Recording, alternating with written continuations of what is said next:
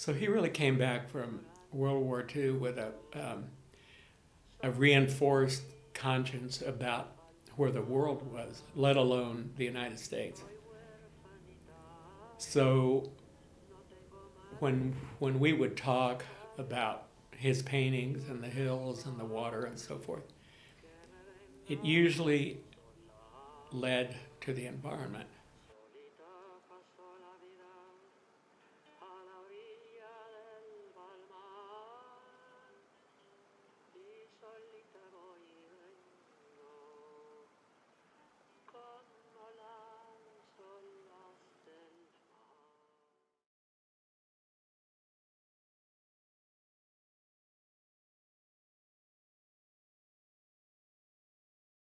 But Pop made sure that he communicated to me that his work on the SCS board locally, all his concerns really were about the ranch and trying to add to it to protect it, which is kind of a subtle distinction. He wasn't adding onto his land to be the big shot.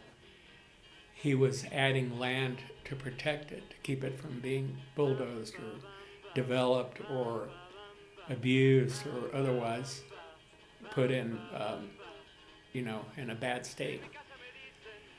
So he used to kid people. He'd say, "All I want is the land next to mine." And I don't think that was original with him, but he got a kick out of saying it. And I remember distinctly being on a horse riding up in the hills with him the first few times. I think I was about 5 years old. And we had these big ranch horses with butts about that wide. And my legs were straight out, level, riding along with him.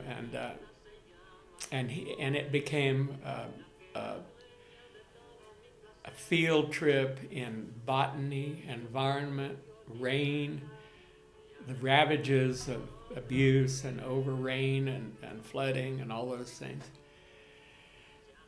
It was really interesting. But he would pop up and he'd say, "Oh, hey, see that pretty little bush over there with the green and the little bit of yellow flower? Yeah, that's very pretty. What is that?" Well, and he would rattle off. He would say, "Well, that is a weed plant that cattle won't touch. And the scientific name is Guturissima soratheri or something like that. And that's the ranchers call it broomweed or snakeweed. And it's very pretty. A cow won't touch it." So he said, when you have the deterioration of the condition of the land and the grass retreats and the weeds come on with plants like broomweed. So all this is, it was like, the comparison I always use is like trying to take a sip of water out of an open fire hydrant. He was just the knowledge. And I thought, my God, if you looked at his bedstand at my parents' bedroom, it was a stack of Scientific Americans, a foot high. National Geographic, blah, blah, blah, blah, blah, blah, information always that inevitably boiled down, I think, to the low common denominator of the condition of the world.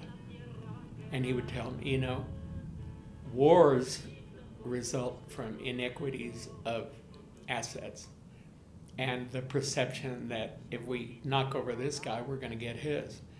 But the problem is that people who devastate their countries with whatever and don't take care of it, they become a liability because they're driven to seek other land rather than repairing their own.